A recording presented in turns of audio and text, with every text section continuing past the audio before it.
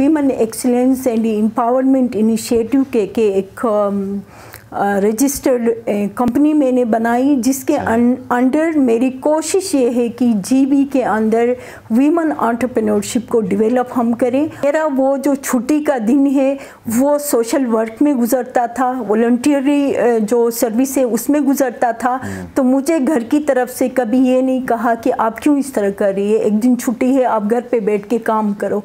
तो ये जो है घर वालों का सपोर्ट मुझे बहुत रहा है। गवर्नमेंट बहुत कुछ कर सकता है। गवर्नमेंट देखें, आईटी उनका पूरा एक डिपार्टमेंट है। अगर गवर्नमेंट फोकस करे, मसला इदारों के साथ क्या है, मैं फ्रेंकली स्पीकिंग कि इदारे कहीं से डोनेशन मिलता है तो वो कोई ट्रेनिंग इम्प्लीमेंट करते हैं, उसके बाद छोड़ देते हैं, फिर पलट के नहीं पूछते हैं।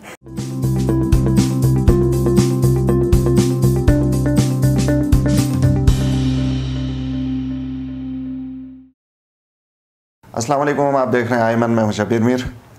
नाज़रीन, प्रोग्राम रूबरू के आज की इस एपिसोड में मेरी मेहमान हैं लाल बानो। गिलगित बल्तिस्तान से ही ताल्लुक़ है और डेवलपमेंट प्रोफेशनल हैं। काफ़ी अरसे से, काफ़ी सालों से काम किया हुआ है और आजकल जो इनकी डेजिग्नेशन या जो एसोसिएशन है वो आगा खान इकनॉमिक प्लानिंग बोर्ड के साथ वाबस्ता है एज ऑनरेरी सेक्रेटरी। मैडम, बहुत शुक्रिया आपके टाइम का। Thank you. गिलगित बल्तिस्तान में आपने डेकेड्स के ऊपर आपका एक्सपीरियंस है, काम किया है। अगर ये बता सकें कि हमारे यहाँ पे किस तरह के आमतौर पे कम्युनिटीज़ को चैलेंजेस, मुश्किलात दरपेश हैं? गिलगित बल्तिस्तान के अंदर बहुत सारे चैलेंजेस हैं। उसमें मैं फ़ोकस ये करूँगी कि इस वक्त जो इकनॉमिक जो स्ट्रेस है, स्पेशली ख़वातीन के हवाले से मैं बात करना चाहूँगी। वो इसलिए कि जो हमारे मेल है वो कहीं भी जाके वो जॉब करते हैं, लेकिन खुसूसन ख़वातीन के लिए इश्यूज़ है कि यहाँ इंडस्ट्रीज़ नहीं है, पब्लिक सेक्टर, प्राइवेट सेक्टर में इतने जॉब्स नहीं हैं। पढ़ाई करने के बाद, डिग्री लेने के बाद वो ऐसे ही घरों में बैठी हुई है, तो वो स्ट्रेस लेवल उनका बहुत ज़्यादा है। सही। तो जो साइकोलॉजिकल बहुत सारे प्रॉब्लम्स हैं, ये भी इससे in one or the other way. Yes, this is one of the major reason. सही। तो ये जो आप थोड़ा सा अगर हमें ये बता सकें कि गिलगित बल्तिस्तान में किन इदारों के साथ आपने काम किया? शुरू में मेरा करियर का आगाज़ मैंने एज अ स्कूल टीचर कोई 3-4 साल गवर्नमेंट के साथ किया। उसके बाद 96 में छोड़ के AKRSP I as a field accountant. बिल्कुल, as a field accountant I. फिर उसके बाद हुंजा के अंदर जो AKRSP का सेटअप था उसका मैं इंचार्ज बनी, जिसमें क्रेडिट एंड सेविंग प्रोग्राम था। उसके बाद फिर 2002 में जब माइक्रो फाइनेंस बना तो माइक्रो फाइनेंस में मैंने as a senior micro finance officer के तौर पे जॉब शुरू की। बेसिकली AKRSP से हम लोग माइक्रो फाइनेंस के अंदर गए और उसके बाद मैं फ़र्स्ट फीमेल ब्रांच मैनेजर बनी 2004 में। और 2007 में मैं प्रोडक्ट मैनेजर, जो प्रोडक्ट डेवलपमेंट होता है बैंकों के अंदर, लोन प्रोडक्ट्स बनाते हैं, उसको मैं देख रही थी। मेरा हेड ऑफिस जो है पोस्टिंग हो गई वहाँ। 2010 में मुझे एक्सचेंज प्रोग्राम जो US का है उस पर स्कॉलरशिप मिला, तो फिर मैं छोड़ के चली गई। 1 साल बाद आके कार्डो के साथ मैंने कुछ अर्सा काम किया। आल्दो की कार्डो का मैं एक फाउंडिंग मेंबर भी हूँ, लेकिन एज आ लाइवलीहुड कंसल्टेंट उनके साथ मैंने टिल 2014 अगस्त 2-2.5 साल उनके साथ किया। उसके बाद women excellence and empowerment initiative के एक रजिस्टर्ड कंपनी मैंने बनाई, जिसके अंडर मेरी कोशिश ये है कि जीबी के अंदर वीमेन एंटरप्रेन्योरशिप को डेवलप हम करें। और with the help of AKRSP और फिर जो वीमेन डेवलपमेंट डिपार्टमेंट है, इस तरह इनके साथ मिलके हमने वीमेन एंटरप्रेन्योरशिप को इस रीजन के अंदर डेवलप करने में बहुत हद तक हमने काम किया और कामयाब हुए हैं। सही। और आज आप देख रहे हैं कि बहुत सारी ख़वातीन जो है वो बिज़नेस से चला रही हैं और फिर ये एक उन्होंने अपना एक लाइवलीहुड जो सोर्स के तौर पे उसको लिया है। तो अभी बहुत सारी बच्चियां जो पढ़ लेती हैं वो जॉब का इंतज़ार नहीं करती, बल्कि कोई ना कोई इस तरह का जो है स्टार्टअप वो शुरू कर लेती हैं। सही। आप एक खातून हैं और जब आपने जॉब शुरू की तो उस वक्त यकीनन मुश्किलात तो होंगी, तो कैसे आपको घर की तरफ से सपोर्ट था, क्या था कि आप खुद से कमिटेड थी? वो कमिटमेंट सबसे पहली चीज़ है। फिर उसके साथ देखें हमारे माशरे के अंदर माशरे के जो नॉर्म्स हैं उनको साथ लेके जब आप चलते हैं तो इतना ज़्यादा मुश्किल नहीं होता है। फ्रेंकली स्पीकिंग मेरे घर की तरफ से और मेरे हस्बैंड की तरफ से मुझे बहुत ज़्यादा सपोर्ट मिला, जिसकी वजह से यकीन जाने संडे या पहले फ्राइडे को छुट्टी मिलती थी, तो मेरा वो जो छुट्टी का दिन है वो सोशल वर्क में गुज़रता था, वॉलंटियरी जो सर्विस है उसमें गुज़रता था। तो मुझे घर की तरफ से कभी ये नहीं कहा कि आप क्यों इस तरह कर रही है, एक दिन छुट्टी है, आप घर पे बैठ के काम करो। तो ये जो है घर वालों का सपोर्ट मुझे बहुत रहा है। तो जब आपने स्टार्ट किया अपना करियर उसमें और आज में कितना कोई फ़र्क है, कोई बेहतरी है? बहुत फ़र्क है, बहुत फ़र्क इसलिए है कि बहुत ज़्यादा एक्सपोजर मिला, कोई 7-8 कंट्रीज़ में गई।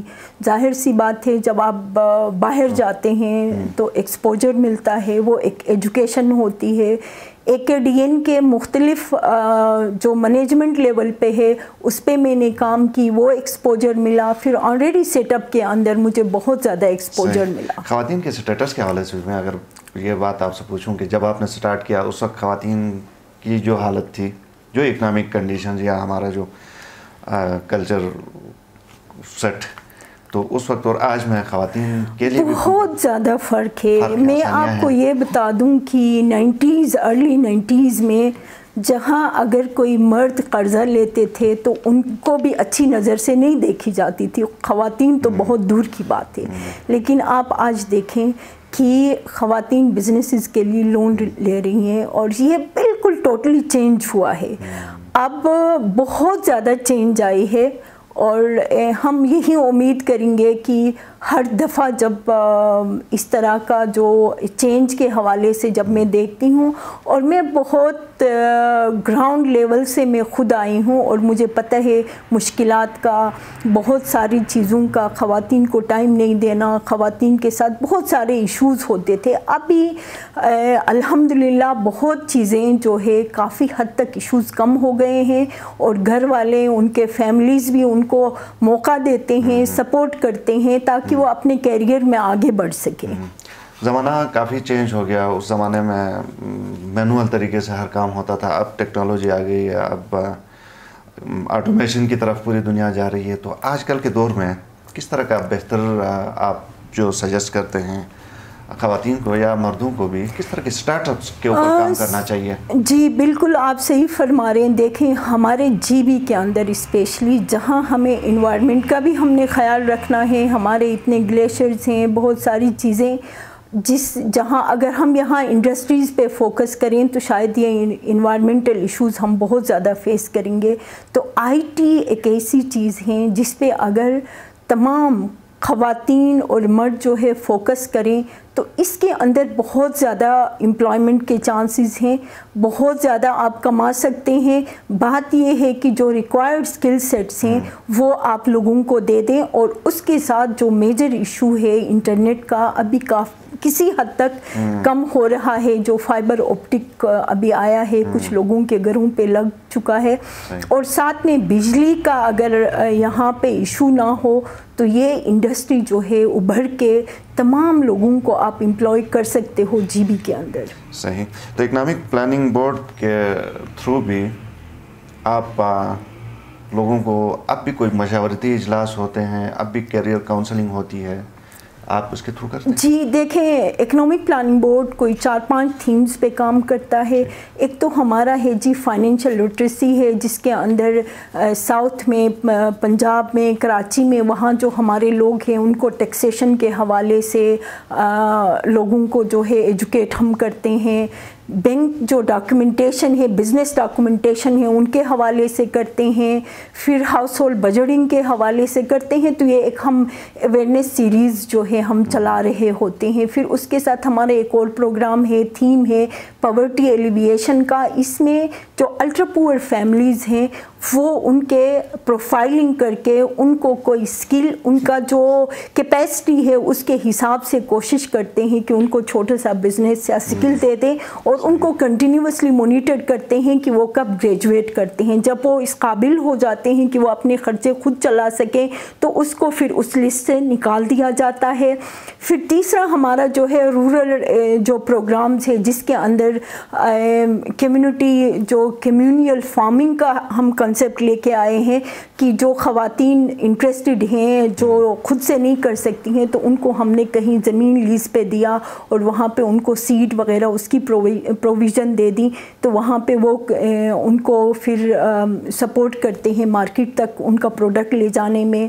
फिर पोल्ट्री का है, इसी तरह फिर हमारा स्किल डेवलपमेंट और एम्प्लॉयमेंट है जिसके अंदर जो सर्कल वाले आजकल यहाँ पे है, पीडीसीएन में इस वक्त एक ट्रेनिंग चल रहा है, एक हमारा चित्राल में अभी होने जा रहा है, एक हमने गजर वैली के अंदर कर लिया। तो कोशिश हम ये कर रहे हैं कि हम लोगों को मार्केटेबल स्किल्स दे दें ताकि वो उस स्किल को इस्तेमाल करके अपने लिए कुछ कमा सके। गवर्नमेंट की तरफ से भी किसी तरह की कोई हेल्प, कोई आसानी गवर्नमंट कुछ कर सकती है? गवर्नमेंट बहुत कुछ कर सकता है। गवर्नमेंट देखें, आईटी उनका पूरा एक डिपार्टमेंट है। अगर गवर्नमेंट फोकस करे, मसला इदारों के साथ क्या है, मैं फ्रेंकली स्पीकिंग कि इदारे कहीं से डोनेशन मिलता है तो वो कोई ट्रेनिंग इम्प्लीमेंट करते हैं, उसके बाद छोड़ देते हैं, फिर पलट के नहीं पूछते हैं। हम इकोनॉमिक प्लानिंग बोर्ड कर क्या रहे हैं, हमारी कोशिश ये होती है, चूँकि हमारा प्रेजेंस कम्युनिटीज़ के अंदर है, नेशनल काउंसिल, रीजनल काउंसिल, फिर लोकल काउंसिल, कम्युनिटीज़ के अंदर हमारे रूट्स हैं, तो हम जिन लोगों को भी सिलेक्ट करते हैं कोशिश ये करते हैं कि राइट पार्टिसिपेंट्स को हम सिलेक्ट करें, फिर उनकी बाकायदा मॉनिटरिंग करते हैं और उनको जहाँ कहीं मसला आता है वहाँ हमारी टीमें उनको हेल्प आउट करती हैं। तो गवर्नमेंट को भी जो कम्युनिटी जो सिविल सोसाइटी ऑर्गेनाइजेशंस हैं या कम्युनिटी बेस्ड इनिशिएटिव्स हैं उनके साथ कोलैबोरेशन में काम करना चाहिए ताकि हमेशा उनके ऊपर मॉनिटरिंग और चेक रहे। ठीक है, अकाउंटेबिलिटी का उनसुर जब होता है, देखें लोगों के लिए हम कर रहे हैं ना, लोगों को अब ये एहसास उनको खुद भी होना चाहिए, लेकिन बहुत कम इस तरह का उनको एहसास होता है। उसके लिए कंटिन्यूअस मॉनिटरिंग की ज़रूरत होती है। बहुत शुक्रिया, थैंक यू सो मच। बहुत शुक्रिया लाल बानो साहिबा, आप हमारे प्रोग्राम में आई। नाज़रीन, प्रोग्राम आपने देखा, फीडबैक ज़रूर दीजिए। इजाज़त दीजिए, अल्लाह हाफ़िज़।